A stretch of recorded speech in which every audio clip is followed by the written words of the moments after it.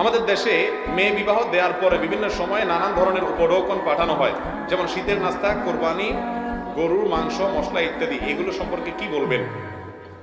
মেয়ে বিয়ের পরে বিভিন্ন ধরনের উপঢৌকন পাঠানো হয়। দেখেন, আমি সবসময় বলি এই কথাগুলো, মেয়ে বিয়ের পরে যৌতুক নেওয়া, সেটা পিঠার নাম দিয়া হোক, ফলের নাম দিয়া হোক, এটা হলো সবচেয়ে বড় নির্লজ্জতা এবং নিকৃষ্ট ডাকাতি।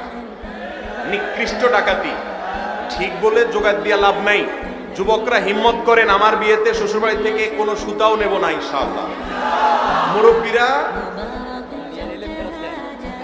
নিয়ে থাকলে ফেরত দিয়ে দেন, শেখ বলতেছেন, ভালো কথা বলছেন, নিয়ে থাকলে ফেরত দেন। দেখেন ভাইরা আমার বিয়েতে আমার শাশুড়ি একটা ফ্রিজ দিয়েছেন, তখন 10,000 টাকা দামের একটা ফ্রিজ দিয়েছেন। আমার ওয়াইফকে আমি বলেছি, এটা আমি তো ঘরে ঢুকতেই দেবো না, এটা ফেরত দিয়ে আসতে হবে। যাই হোক, অনেক জোরাজোরি করে এটা দিছে। আমি 3-4 বছর ব্যবহার করার পরে, হাতিয়া দিছে, এখন কিছু করে না জোর করে, 3-4 বছর ব্যবহার করার পরে আমি 2009 সালে যখন সৌদি আরব চলে যাই, ওইটা আবার কৌশলে শাশুড়ির বাসায় দিয়ে আমি চলে গেছি। আজ দৌড় খালি দৌড়, আর ফেরত নেই। যুবকরা বা মুরব্বীরা অনেক সময় করে কি জানেন, মাসালা ঘুরে নেয়।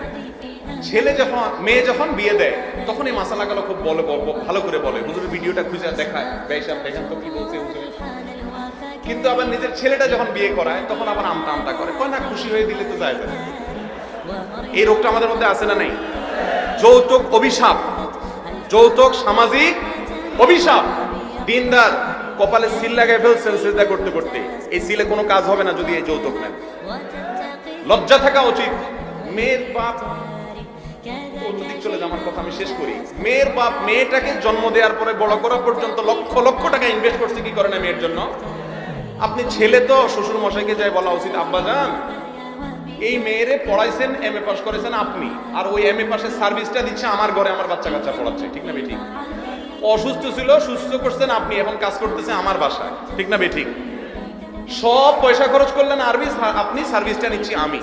অতএব কত খরচ হয়েছে বলেন, মানুষের মূল্য তো দিয়ে পারা যায় না, অন্তত সার্ভিস ফি বা খরচগুলো অন্তত দিই। এটা করা উচিত যুবকদেরকে। উল্টে আরো বেহায়ার মতো বলে যে মেয়ে জন্ম দিছো কেন? এই জন্য তোমার শাস্তি, পিঠা দাও, আম দাও, কাঁঠাল দাও, নির্লজ্জের মতো। এর চাইতে ভিক্ষা করা অনেক বেশি উত্তম। কোরবানির গরু দেয়। আবার বিয়ের সময় মেয়ের বাড়িতে কতজন যাবে সেটা নিয়ে বার্গেনিং করে, 500 লোক যাবে, 600 লোক যাবে। খানার এত তল পড়ে গেছে, এত নির্লজ্জ হইতে হবে কেন? নাম রাখে বরযাত্রী, আমি বলি বদযাত্রী। বদযাত্রী, বদ। বিয়ের মধ্যে একটা খাওয়া আছে শুধু, মেয়ের বাড়িতে হবে।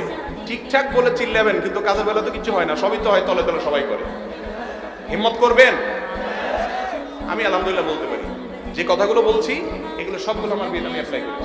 আমার শ্বশুরবাড়ি থেকে বলছে যে বাবা মেহমান কয়জন আসবে, আমি বললাম আমার বাপ অভিভাবক হিসাবে থাকবে আর আমার মামা থাকবে, 2জন সাক্ষী লাগে, 2জন থাকবে, আর আমি 3 নম্বর। আলহামদুলিল্লাহ বহুত জোরাজোরির পরে, কান্নাকাটি পরে, কোন রকম টেনে টুনে 8 জন না 9 জন নিছি। এরপরে অনেক যুবক আছে যে মেহমান নিয়ে শ্বশুরবাড়ি যায়, এমন নির্লজ্জ। যাক, আমি আর এদিকে আর যাচ্ছি না, এগুলো হারাম কাজ, এগুলো জায়েজ না ভাই।